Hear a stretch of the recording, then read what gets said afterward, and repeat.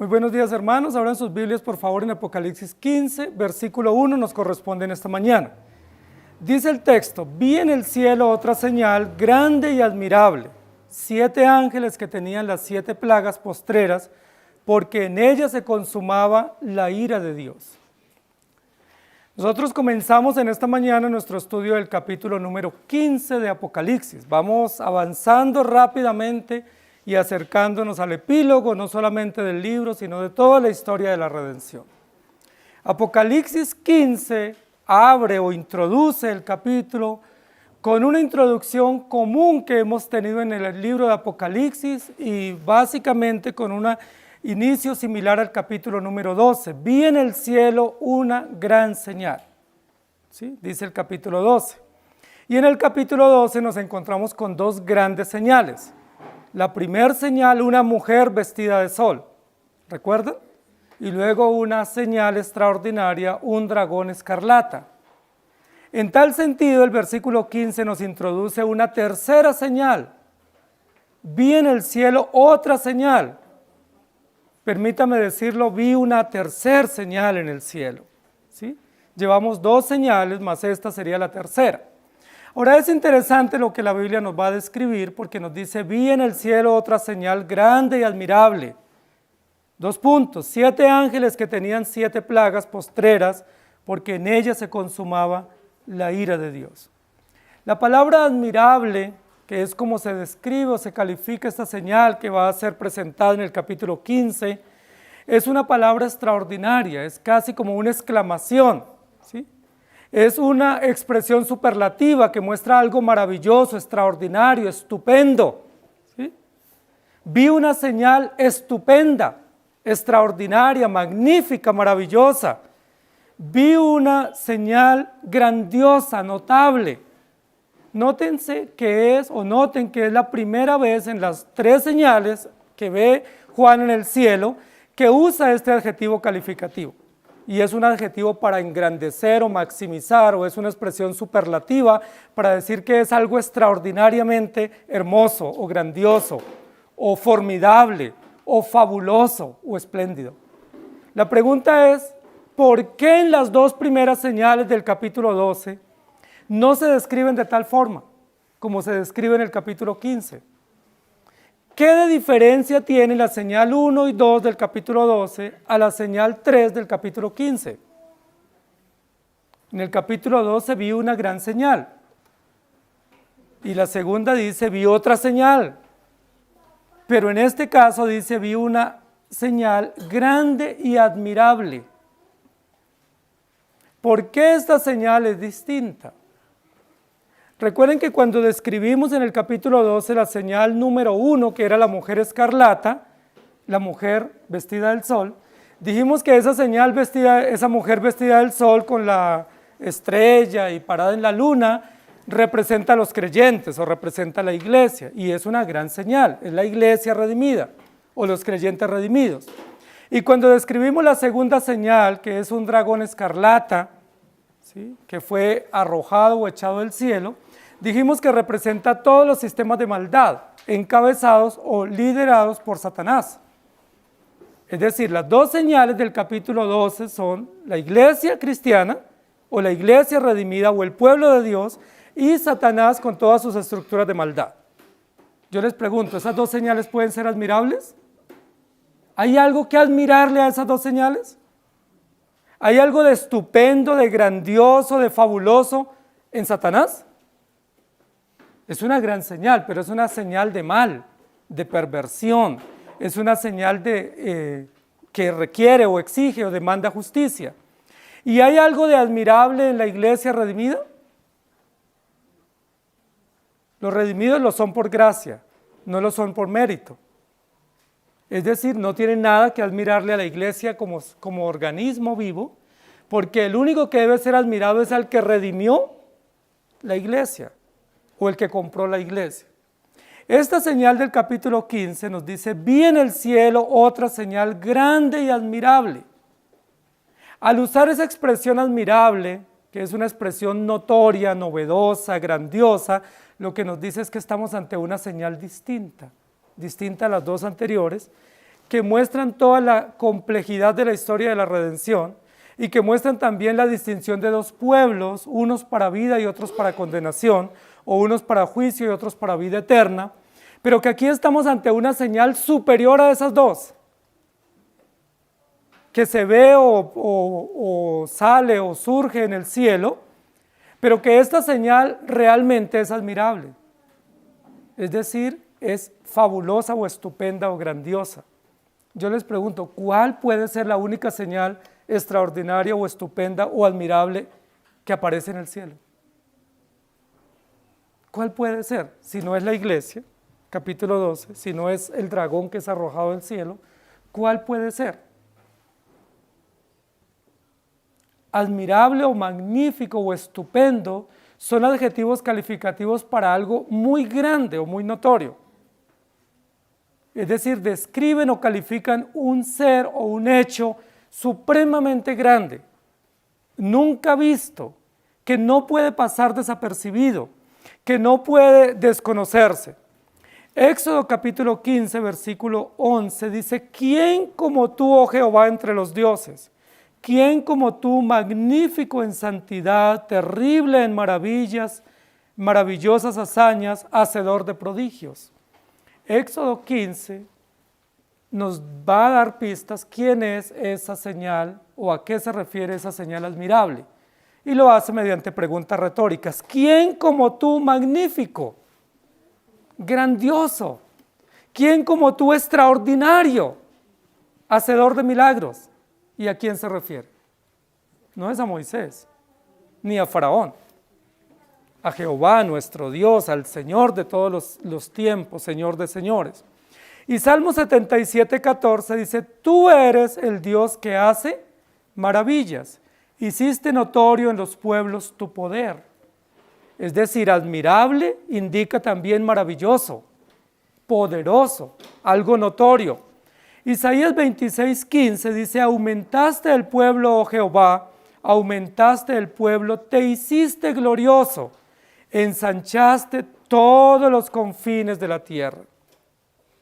El título en esta mañana de nuestra enseñanza es Admirable.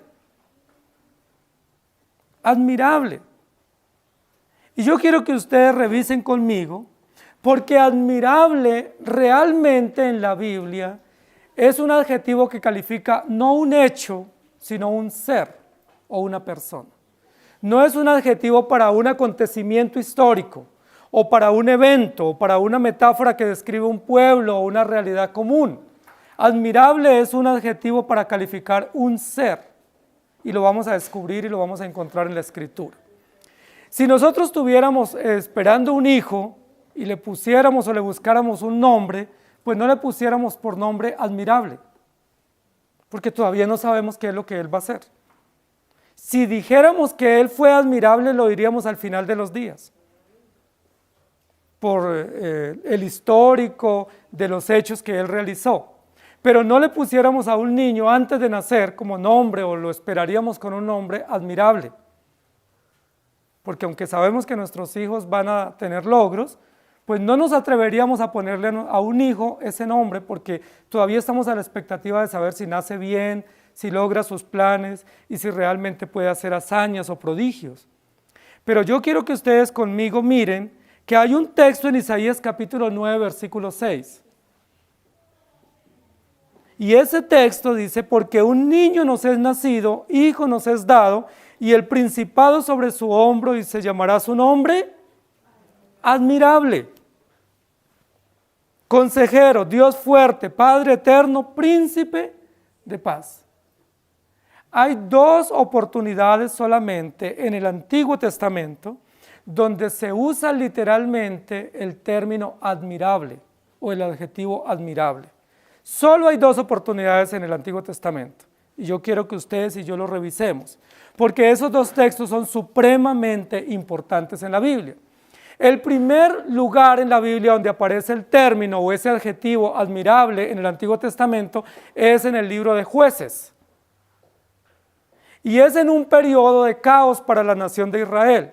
Ellos se habían establecido en la tierra prometida después de la muerte de Josué, habían repartido la tierra, pero viene gran caos.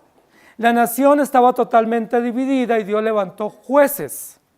Pero en ese periodo de los jueces, dice la Biblia, cada uno hacía lo que bien le parecía. Es decir, no tenían Dios, no tenían ley, no tenían legislador. Y Dios en su infinita bondad va a levantar jueces. Y la Biblia nos habla de un juez extraordinario que tuvo Israel. Esos padres no podían tener hijos, anhelaban tener un hijo. Y la Biblia dice que Dios se le apareció a la mamá, que era la esposa de Manoa, y le dijo, vas a tener un hijo. Y ese hijo será un juez grande en Israel que los libertará del yugo de los filisteos. Cuando la esposa de Manoa va y le cuenta a su esposo y le dice, mire que un ser celestial o un mensajero del cielo me acaba de decir que voy a tener un hijo, pues él se sorprende. Y él dice, pues si eso es verdad, pues que venga ese ser acá y que yo lo pueda ver.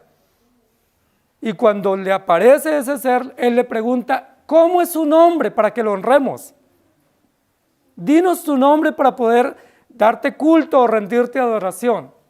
Y el ángel le dice, ¿por qué preguntas por mi nombre que es admirable?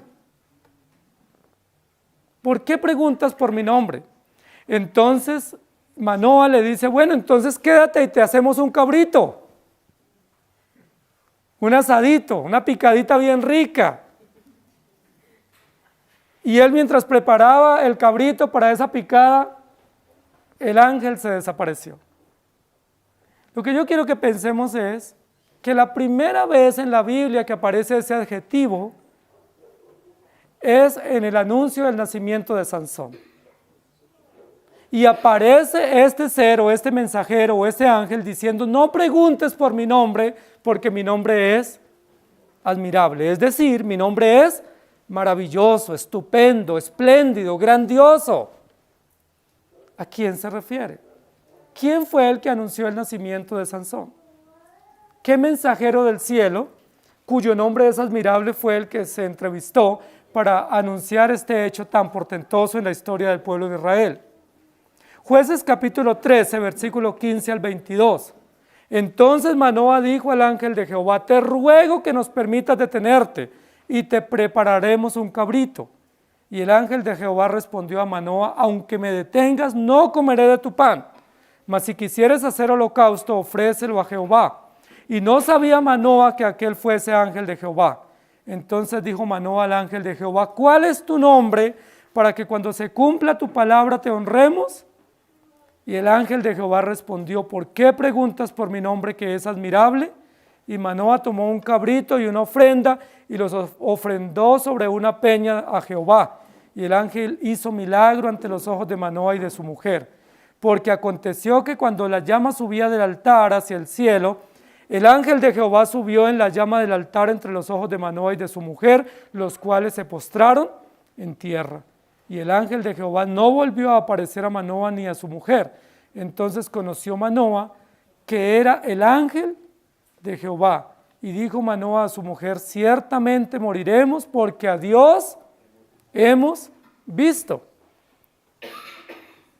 ¿Cuál es el nombre de este mensajero? Admirable. Y el otro hecho aparece en Isaías capítulo 9, versículo 6. En el capítulo 6 de Isaías dice la Biblia que este gran profeta que se llamó Isaías tuvo una visión del cielo.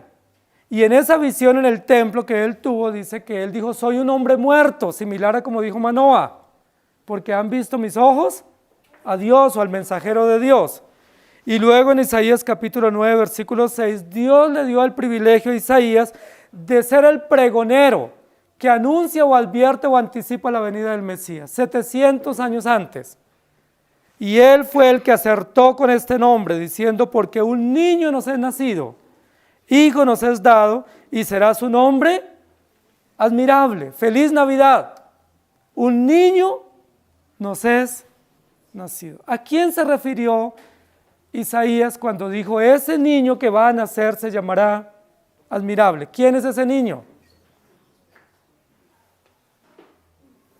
Es Jesucristo.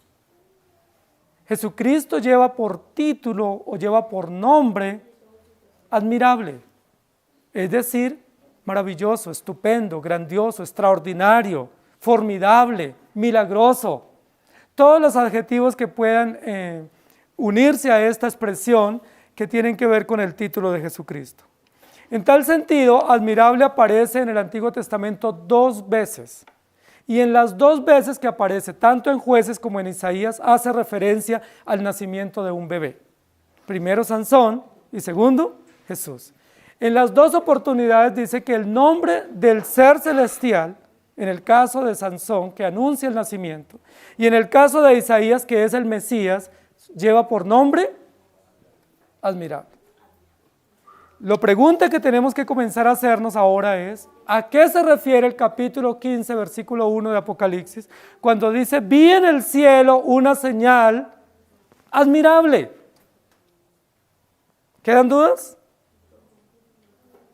La primera señal es la mujer que representa a la iglesia. La segunda señal es Satanás o el dragón que representa los sistemas de maldad. Y en este caso estamos ante una señal que no representa un sistema o un hecho histórico, sino que representa un ser. Jueces 13, Isaías 9. ¿Quién es ese ser? Que en este caso conjuga o concreta todos los sistemas de justicia de parte de Dios. Vi en el cielo otra señal grande y admirable. Permítame decirlo de la siguiente manera. Vi en el cielo a Jesucristo, el admirable, el Hijo de Dios, el Mesías enviado, el Mesías prometido, que está listo para venir a consumar la historia de la redención, especialmente ejecutando o cumpliendo toda justicia. Pudiéramos describir o hacer una paráfrasis diciendo, esa grande señal admirable no hace alusión o menciona a ningún otro ser o hecho histórico, sino únicamente a Jesucristo, el garante de la historia de la redención. El encargado, el que selló el pacto de la redención, el que consuma la historia. Ahora, si ustedes pueden ver en el texto, esta introducción del texto y del capítulo dice una señal grande y admirable, y luego dice 7 ángeles con 7 plagas para consumar la ira de Dios. Estamos hablando de justicia, estamos hablando de consumación de la historia, estamos hablando del clímax de la historia de la redención y que va a bajar el telón, es decir, se va a cerrar toda esta era cristiana. ¿Quién es el único que puede hacerlo? ¿Quién es el único que puede consumar la historia? ¿Quién es el único que puede ejecutar toda la ira o la justicia retributiva sobre los infieles o los incrédulos? Jesucristo.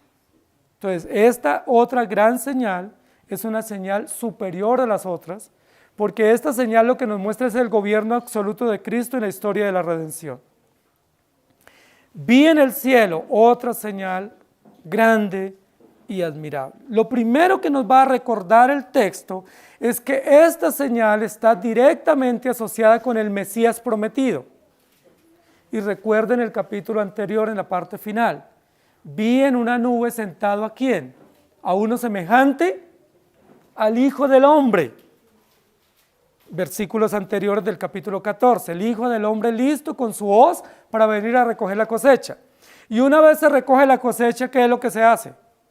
Se ejecuta toda la justicia de Dios, o se derrama, o se hace plena o absoluta toda la ira y se consuma la historia de la redención. Está en un orden cronológico los hechos. Y luego los textos siguientes del capítulo 15 nos dice, y cantaban un cántico nuevo, que es el cántico de Moisés. ¿Y a quién iba dirigido ese cántico? Versículos 3 y 4. Y cantaban el cántico del Cordero diciendo, grandes y maravillosas son tus obras, es decir, admirables son tus obras. Grandes y maravillosas, es decir, sinónimos de admirable. Señor Dios Todopoderoso, justos y verdaderos son tus caminos, Rey de los santos. ¿Quién no te temerá, oh Señor, y glorificará tu nombre? Pues solo tú, que eres admirable, también eres santo. ¿En qué radica lo admirable de ese ser que aparece registrado como una gran señal en el cielo en el capítulo 15? ¿Qué tiene él de admirable? Pues hermanos queridos, todo, absolutamente todo lo que concierne a Jesucristo es admirable. No hay nada, no hay un hecho, no hay un detalle que no sea sorprendente en la vida de Jesucristo. Fue anunciado milagrosamente. Fue esperado 4000 años en el Antiguo Testamento. Todas las generaciones anteriores, desde Adán hasta Cristo, esperaron la venida del Mesías. Los profetas, los reyes, los sacerdotes, los jueces anunciaron con detalles precisos el advenimiento del Mesías. Todo milagroso. En el momento cuando él nació, dice la Biblia que primero un ángel avisó a María de esta concepción. Luego un ángel avisó a José que no dejara a María porque iba a ser el padre de Jesús. Luego dice la Biblia que en la noche del nacimiento ángeles avisaron a los pastores. Dijeron, ha nacido hoy en la ciudad de David un Salvador, que es Cristo el Señor. Y luego nació, lo envolvieron en pañales y recibió una visita de unos hombres del oriente que le trajeron presentes y fueron guiados por una estrella que venía desde lejos. ¿Todo eso no es admirable?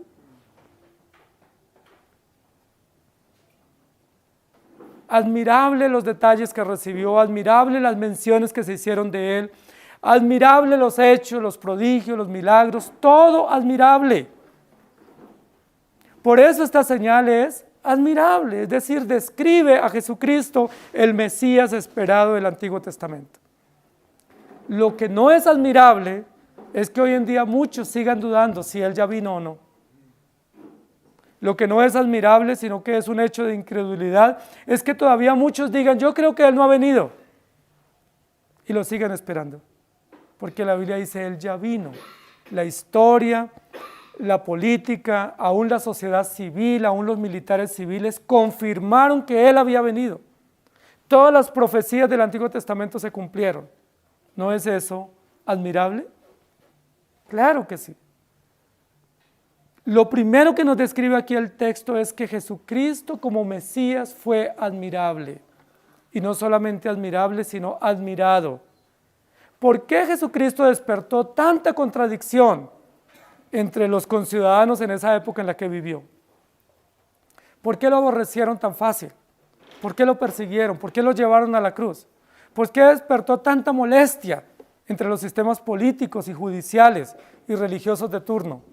¿Por qué incomodó tanto Jesús? Dice la Biblia que le ponían seguidores secretos para acecharle a ver si le encogían en alguna mentira. Le ponían trampas. Habían cámaras ocultas, había gente encubierta, habían sicarios encubiertos para pescarle en algo en lo que pudieran acusarle. Y yo les pregunto, ¿pudieron encontrar algo para acusarlo? No pudieron. Dice la Biblia, no se halló engaño en su boca. Admirable, admirable. Estuvo en medio de pecadores, en medio de tanta corrupción, en medio de tanta maldad y no se contaminó. Fue tentado, fue acechado, tuvo oportunidades de no decir la verdad, pero siempre dijo la verdad. Siempre se mantuvo justo, santo y perfecto, porque Él es Dios admirable. Como no pudieron acusarle de algo justo, se inventaron engaños. Hicieron concurso de testigos, los pasaron por el polígrafo y pasaron la prueba. Y usaron unos testimonios falsos para acusar a Jesús. Unos falsos positivos para acusar a Jesús y decir, este hombre es un engañador. Es un suplantador, se hace pasar por Dios. Cuando le preguntaron a Jesús, ¿eres tú el Cristo o esperaremos a otro? ¿Qué dijo Jesús? Yo soy.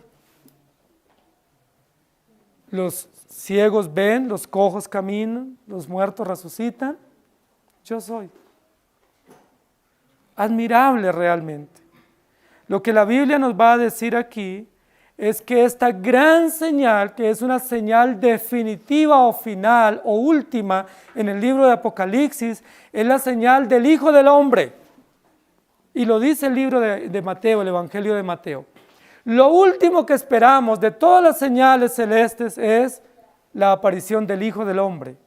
Y estamos en capítulo 15 ante esa gran señal. Es decir, estamos ya en la recta final de la historia de la redención. y de los escritos canónicos, porque aparece y Juan presencia esa gran señal que es admirable. Lucas capítulo 2, versículo 13 dice: y repentinamente apareció con el ángel una multitud de las huestes celestiales que adoraban a Dios y decían cosas maravillosas. Y luego en Isaías 29, 14 dice: por tanto, he aquí que nuevamente excitaré yo la admiración de este pueblo con un prodigio grande y espantoso, porque perecerá la sabiduría de los sabios y se desvanecerá la inteligencia de los entendidos. Y en 1 de Juan 5, 17 dice: toda injusticia es pecado, pero hay pecado no de muerte. Y en Juan 1:1 dice: en el principio era el verbo, y el verbo era con Dios, y el verbo era Dios. ¿Por qué Jesús es admirable? No lo es por los padres, no lo es por la región de donde viene, no lo es por su rendimiento académico ni por sus triunfos personales. Jesucristo es admirable porque Jesucristo es Dios. Él es admirable porque Él es verdadero Dios y verdadero hombre. Él es admirable porque Él es el único que satisface las demandas de Dios. Él es admirable porque Él es el prometido y el esperado y el deseado de todas las naciones. No es admirable porque ocupó el primer puesto en la universidad o en el colegio, ni porque fue brillante en sus razonamientos. Él es admirable porque Él es Dios verdadero. Juan capítulo 17, 5 dice: ahora pues, Padre, glorifícame tú al lado tuyo con aquella gloria que tuve contigo antes que el mundo fuese. Entonces, lo primero que nos va a decir el capítulo 15 es: estamos ante la apertura, ¿sí?, o ante la última escena en la historia de la redención. Y esa última escena se inaugura con el advenimiento del admirable. Es decir, con la última señal extraordinaria en el cielo, que es Cristo Jesús, el Hijo de Dios, que viene a ejecutar la última serie de 7. Recuerden que tenemos muchas series en Apocalipsis, pero básicamente hay 3 que son principales: los 7 sellos, las 7 trompetas y las 7 copas. Ya vimos las 7 sellos, ¿cierto?, que definen toda la legalidad de la historia de la redención, o toda la parte jurídica del contenido de la historia de la redención. Luego vimos la serie de las 7 trompetas, que dijimos que son 7 advertencias o llamados al arrepentimiento, 7 anuncios de juicios temporales y históricos que se van realizando. Pero ahora nos preparamos para la última escena, y la última escena es nada más ni nada menos que 7 ángeles con 7 plagas que van a recibir 7 copas para ejecutar toda la parte final o la consumación o el día final, que es el día del Señor. Entonces, cuando nosotros decimos que Cristo es admirable, no solamente lo es en cuanto a los hechos milagrosos de la redención, porque normalmente vemos el nacimiento admirable y sus hechos y sus milagros, pero olvidamos que también Él es admirable en justicia. Y yo quisiera que ustedes me acompañaran en Isaías capítulo 9. Isaías capítulo 9, versículos 6 y 7, dice: llamará su nombre admirable, consejero, Dios fuerte, Padre eterno, príncipe de paz. Y versículo 7, lo dilatado de su imperio y la paz no tendrán límite. Eso es admirable. Sobre el trono de David, sobre su reino, disponiéndolo y confirmándolo en juicio y en justicia. Es decir, el adjetivo o el título o el nombre que Jesús recibe en Isaías 9 de admirable no solamente se asocia con su nacimiento, se asocia con su justicia y con su juicio. Es decir, Él es admirable en ejecutar juicio y justicia. Desde ahora y para siempre, el celo de Jehová de los ejércitos hará esto.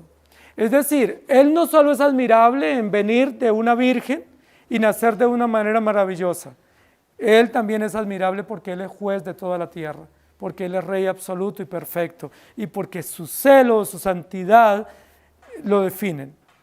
El texto continúa diciendo en Apocalipsis capítulo 15, versículo 1, vi en el cielo otra señal grande y admirable, 7 ángeles que tenían las 7 plagas postreras. Y esa es la segunda parte del versículo. Para muchos la señal son 7 ángeles con 7 plagas. Pero yo creo que esa es una desviación o una forma como ellos se distraen para no ver el centro de la escena. Porque el centro de la escena no son 7 ángeles con 7 plagas. El centro de la escena es el admirable, que es el que recibe el cántico del versículo 2 y 3, y que es el que va a ordenar a estos 7 ángeles que derramen las copas de la ira. Nunca en la historia de la redención los ángeles han ocupado un lugar central. Nunca en la historia de la redención Satanás o el dragón o las bestias han ocupado un lugar central. Nunca los avances tecnológicos o la historia civil ha sido central en la historia de la redención. El único que ha sido central y que ha sido fundamental y significativo en la historia de la redención es el admirable, es decir, Jesucristo, el Hijo de Dios. En esta segunda parte el versículo dice 7 ángeles que tenían las 7 plagas postreras en sus manos posiblemente. 7 ángeles con 7 plagas.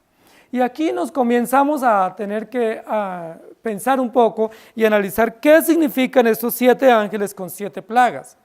Recuerden que hemos dicho en otras oportunidades que 7 en el libro de Apocalipsis especialmente significa algo completo o algo pleno o algo total. Es decir, estos 7 ángeles representan la plenitud o lo completo o lo total de eso que se nos va a narrar a partir de ahora. ¿Cierto? Cuando dijimos de los 7 sellos, dijimos que eran la plenitud del contenido de la historia de la redención. Cuando hablamos de las 7 trompetas, dijimos que eran la plenitud de las advertencias, que Dios en su justicia advierte una y otra vez lo que Él está haciendo y lo que va a hacer, y no nos llega por sorpresa, es decir, nos anuncia, nos advierte, nos anticipa. Pero ahora estamos ante 7 ángeles. Ahora es bastante inusual en la Biblia y especialmente en Apocalipsis que aparezcan 7 ángeles con 7 plagas. Y uno dice, ¿7 plagas en el cielo? Está plagado el cielo. ¿Sí? ¿Qué significan 7 plagas? Es decir, ¿Dios es el autor de las plagas? ¿Dios produce plagas en el cielo y se las entrega a los ángeles para que las repartan en la tierra? Eso sonaría un poco malévolo, ¿cierto?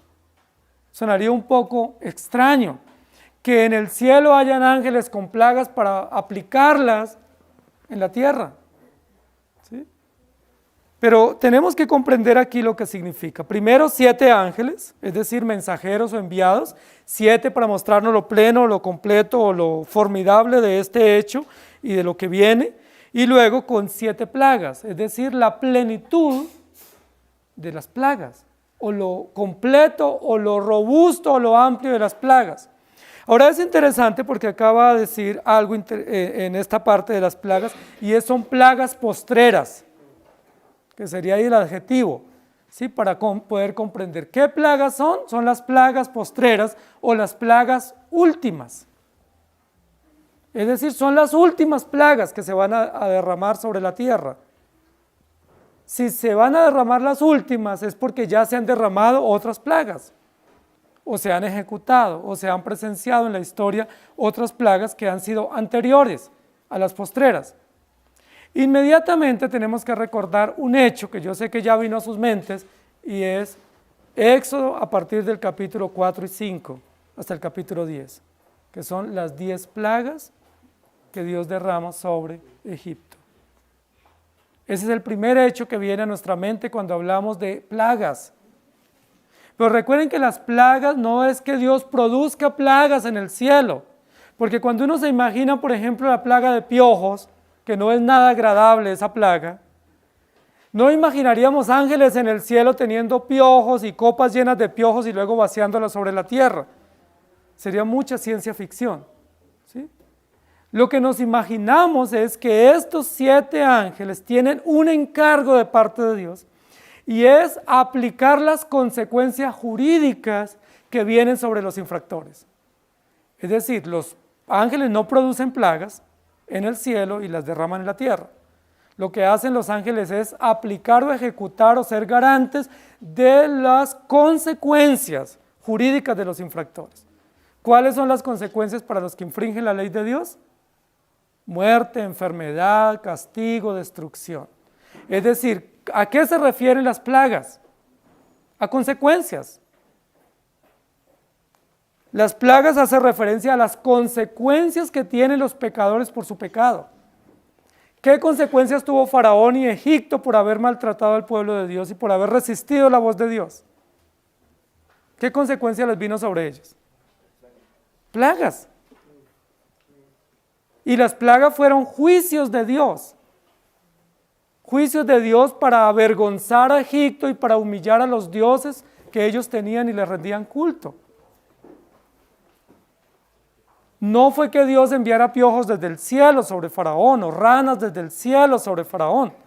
Lo que Dios hizo en Éxodo fue humillar a Egipto y a su imperio con aquellos ídolos o aquellas cosas a los cuales ellos les rendían culto y se inclinaban diciendo que eran sus dioses.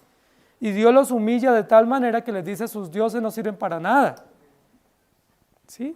Más bien sus dioses también son usados para juicio y para humillación para ustedes como imperio. Entonces las 10 plagas que Egipto recibe son sentencias o son resultados judiciales de parte de Dios como efecto por la desobediencia que ellos han presentado ante Dios y ante el pueblo de Dios al cual oprimieron y ante Moisés, que era el mensajero de Dios. Entonces las plagas en Egipto fueron efectos o consecuencias por la rebeldía de ellos, juicios de Dios. Entonces cuando dice aquí, había 7 ángeles con 7 plagas, pudiéramos entenderlo de la siguiente manera: había 7 ángeles con 7 juicios o 7 efectos jurídicos sobre la sociedad o sobre los incrédulos y sobre los gobernantes que van a derramarlos, pero son los juicios postreros, es decir, son los últimos. Es el último hecho donde Dios de manera plena y total va a derramar su ira o va a derramar su juicio o su sentencia final sobre aquellos que se han rebelado contra Dios. ¿Qué es lo que nos muestra este hecho? Este hecho nos muestra que el admirable no solamente es el Mesías prometido, que ya vino, sino que este ser admirable que aparece en el capítulo 15 es Señor de toda la historia. Gobierna toda la historia. Y al gobernar toda la historia, gobierna la naturaleza. Lo que sucede en Éxodo es que Dios trajo como castigo a Faraón y a Egipto tormentas, úlceras, plagas, y devastó toda la sociedad y todos los cultivos. Es decir, Dios tiene poder sobre la naturaleza. Él es Señor de la historia. Él no solamente vino para nacer en un pesebre y morir en un calvario. Él es el Señor de toda la historia. Él gobierna todo. Dice la Biblia que Él puede decirle a este monte: quítate de aquí y échate al mar, y va a suceder. Que Él puede dar la orden a los truenos y a los relámpagos y al mundo que se estremezca, y se tiene que estremecer. ¿Qué es lo que nos está diciendo acá? Estos ángeles simplemente son ejecutores o mensajeros ¿de qué?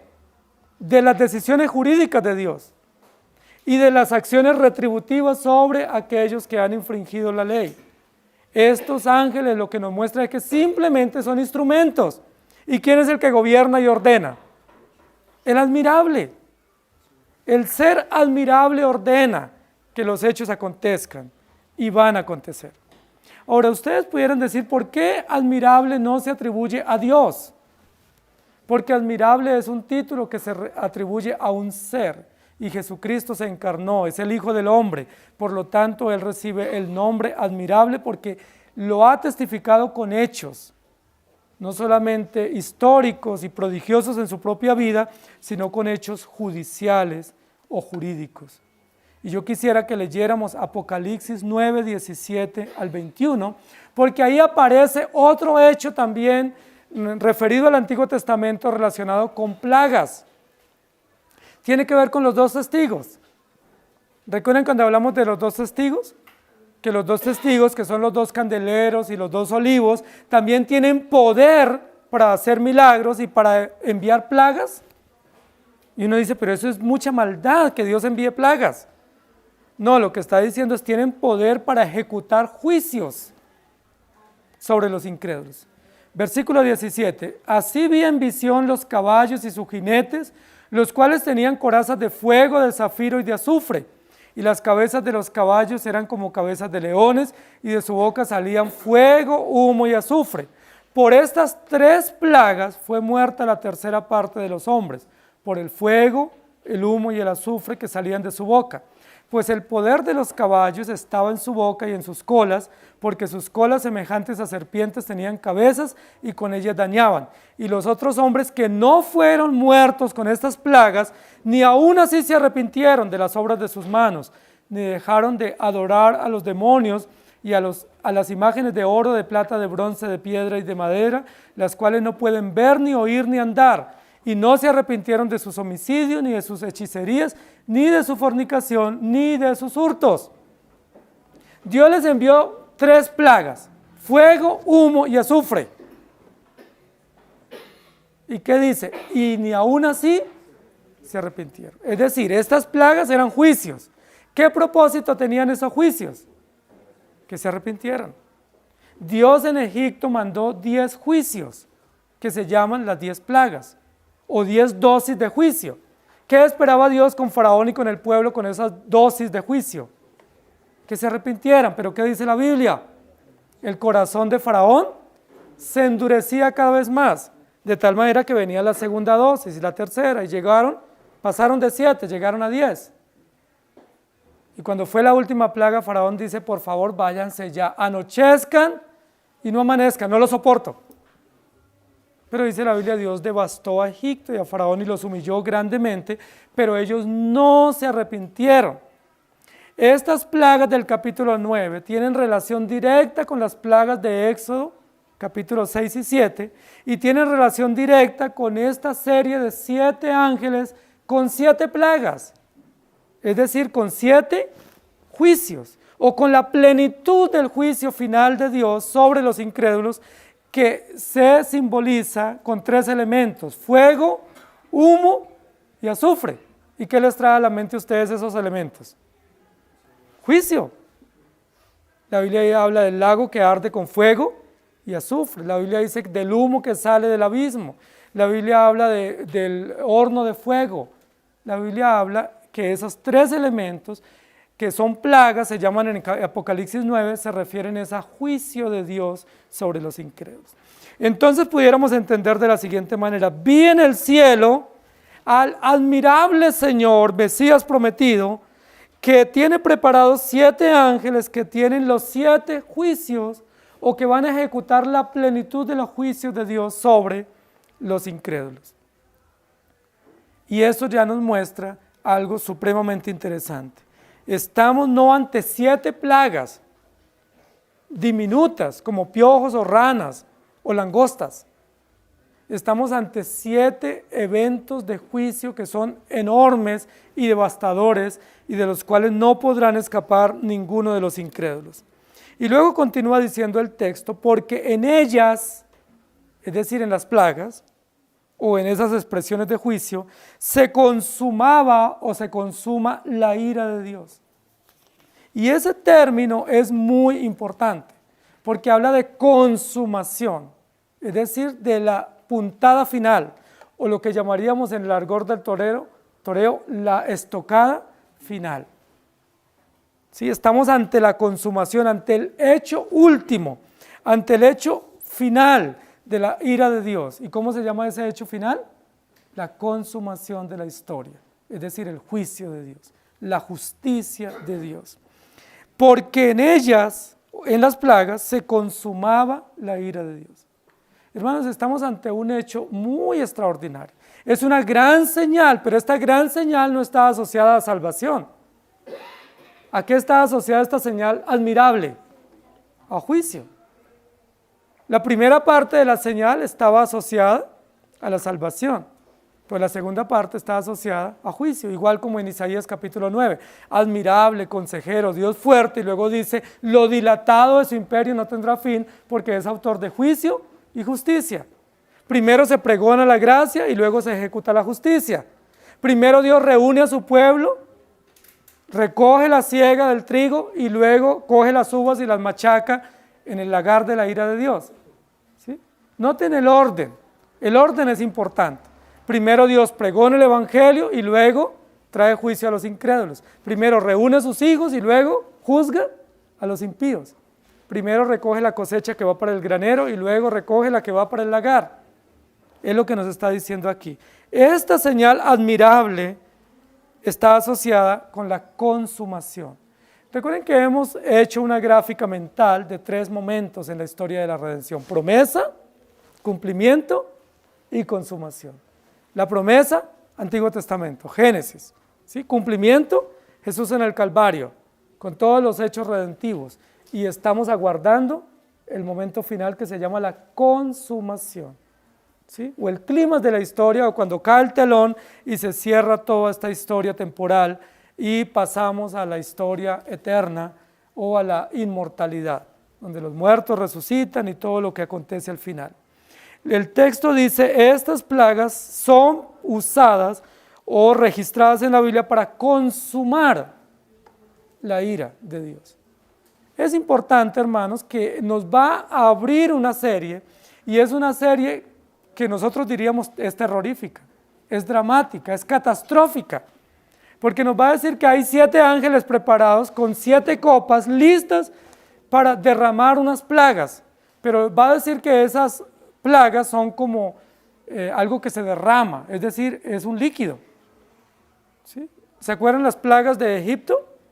El único líquido era el del río Nilo, ¿sí? Que el agua se convirtió en sangre, pero lo demás fueron plagas sobre la naturaleza. Aquí dice que son 7 plagas, pero después dice que esas plagas están en copas y que esas copas se derraman. Es decir, es un líquido, porque solo los líquidos se derraman. Y si se va a derramar ese líquido, se va a botar o vaciar ese líquido, y está en una copa o en un cáliz, ¿qué es lo que nos viene a la mente? Si está en un cáliz, además de un líquido, es un vino, ¿sí? Es un vino, ¿sí? Y ese vino nosotros sabemos que representa en la historia de la redención. Para los creyentes representa salvación a través de la sangre, pero para los incrédulos, ¿qué representa? El furor de la ira de Dios. A nosotros esa sangre nos absolvió, ¿sí? En el propiciatorio, porque Cristo tomó nuestro lugar y dijo: no hay ninguna condenación para los que están en Cristo Jesús. Pero para los incrédulos, esa misma copa que es de bendición para nosotros, para ellos es una copa de maldición, de juicio, que se va a derramar. Estamos ante 7 copas que van a ser vaciadas una a una para mostrar la ira o el furor o lo enardecido que está Dios o lo indignado que está con la humanidad que se ha revelado. Estamos hablando no de una justicia vindicativa o de una justicia sustitutiva, sino retributiva. Recuerden que hablamos de 3 aspectos en la justicia divina. Una que es la justicia vindicativa, es decir, que vindica el honor de Dios, ¿sí? Una que es una justicia sustitutiva, donde Cristo toma el lugar nuestro y nos sustituye judicialmente ante el Padre para que no muramos. Y la otra que es la justicia retributiva, que es la que viene duramente sobre los incrédulos, donde cada uno tendrá que dar cuenta de sus obras y no podrán escapar. Estas 7 copas nos muestran la plenitud de la justicia de Dios, especialmente la justicia retributiva, que será derramada sobre los incrédulos por lo que ellos hicieron, constantemente rebelándose contra Dios, pisoteando la verdad. Nunca entraron al templo, sino que hollaron la verdad en el atrio y se rebelaron contra Dios. ¿Se acuerdan qué hicieron con los 2 testigos?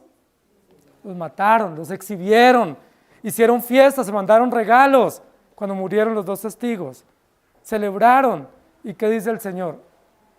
Aguarda un poquito, ¿sí? Espera un poquito, que cuando llegue el día y maduren las uvas, se derramará toda mi ira sobre ellos. Hermanos queridos, ¿qué esperanza hay para nosotros en este versículo? La esperanza es que se están cumpliendo todas las promesas. La esperanza para nosotros es que Jesucristo no solamente es Redentor eterno, sino Juez eterno. Ha fungido en la historia de la redención para su pueblo como Salvador y Redentor, pero va a aparecer en esta historia para los incrédulos como Juez, severo, implacable y Juez admirable, ¿sí? Como el Juez apropiado, el Juez ad hoc, ¿cierto? Apropiado, admirable, apropiado para ejecutar estas sentencias. Pero también es esperanzador para nosotros que antes de ejecutar estos juicios, ¿qué ha acontecido? Versículos finales del capítulo 14. Se recogió el trigo y se llevó al granero. Es decir, el trigo no va a sufrir en estos hechos. Y qué es maravilloso también, que aquí en este mismo capítulo, cuando se enuncia de manera asombrosa la aparición de este ser admirable que es Jesucristo el Redentor que consuma la historia, los creyentes cantan.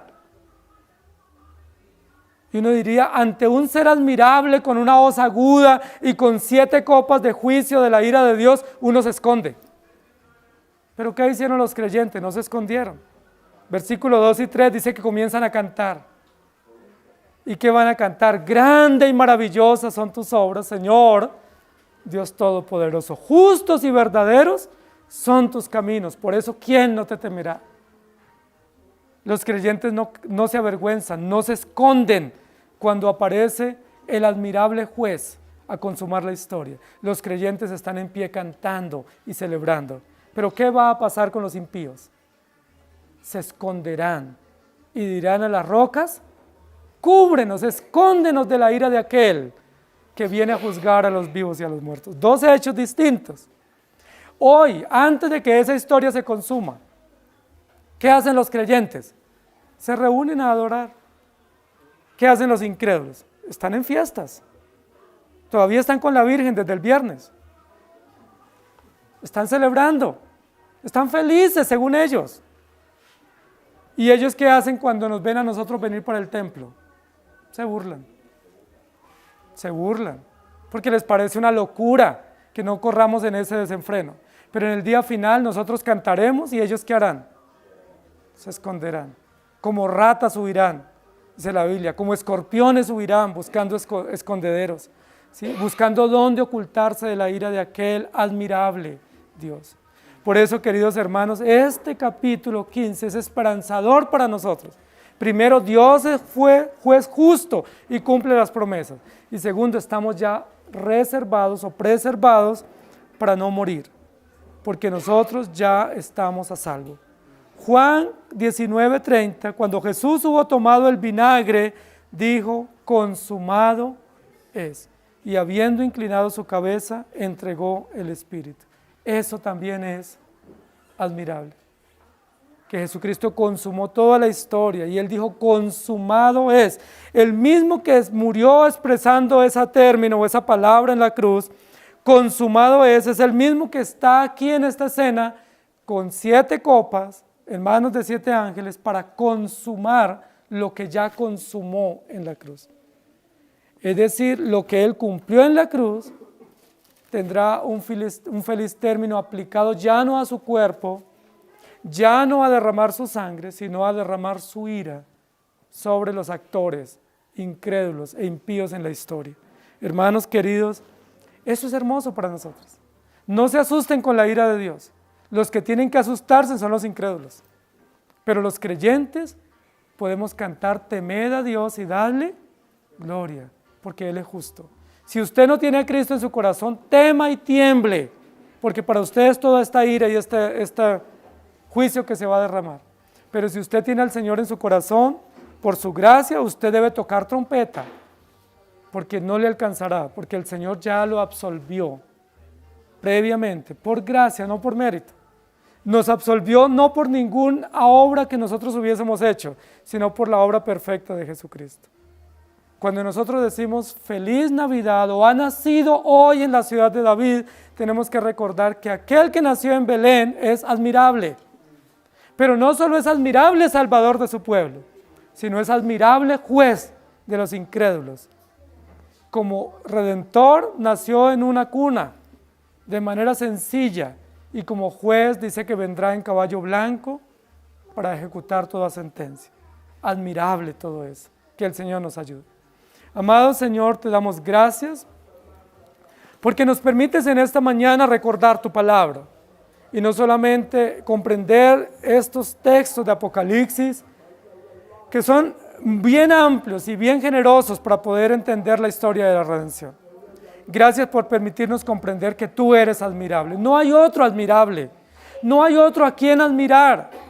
Nadie es digno de admiración, porque todos somos pecadores.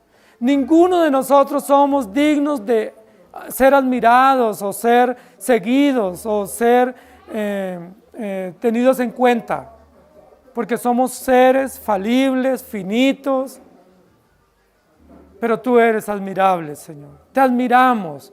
Tú nos maravillas con tus hechos. Te podemos admirar porque todos los hechos, las promesas, los detalles se han cumplido. Admiramos tu nacimiento, admiramos tu vida en la tierra, admiramos tu muerte, admiramos tu resurrección, admiramos el Evangelio. Realmente eres admirable. No hay nadie como tú. ¿Quién no te temerá, oh Señor, y glorificará tu nombre? Pues solo tú eres admirable. Esta señal que el apóstol Juan puede ver por don tuyo en el cielo es la señal del Hijo del Hombre, es la señal del Hijo de Dios, de Jesucristo, de Emmanuel, Dios con nosotros, verdadero Mesías, verdadero Señor, verdadero Dios, juez implacable y severo, juez justo, pero admirable en todo sentido, maravilloso, estupendo, extraordinario.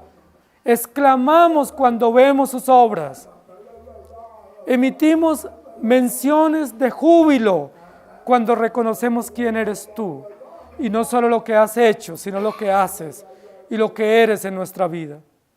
Eres el único admirable en nuestra historia. Todas las demás personas que han pasado en nuestra historia de vida no son dignas de admirar. Nos han traicionado, nos han lastimado, han sido egoístas, mentirosas, y nosotros hemos sido igual con ellas. Pero solo tú eres admirable. Solo a ti podemos admirar y rendir tributo de gozo y de cántico, porque eres extraordinario. Te damos gracias por ese ser que nació niño, pero creció y fue a la cruz y murió y resucitó y fue al cielo. Y está sentado a la diestra de Dios y vendrá a juzgar a los vivos y a los muertos. Todo ello admirable en gran manera.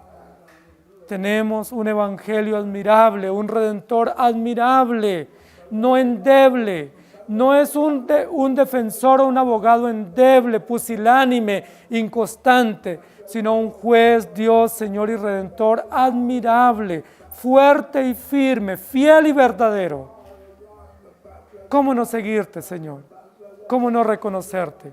¿Cómo no rendirnos a ti? ¿Cómo no derramar nuestro corazón ante ti por los hechos extraordinarios que tú has dado para tus hijos y para tu pueblo y con los cuales nos causas admiración? Gracias te damos. Permítenos vivir agradecidos y rendidos ante ti, gozosos y seguirte únicamente a ti. En el nombre de Jesús. Amén. Señor les bendiga, hermanos.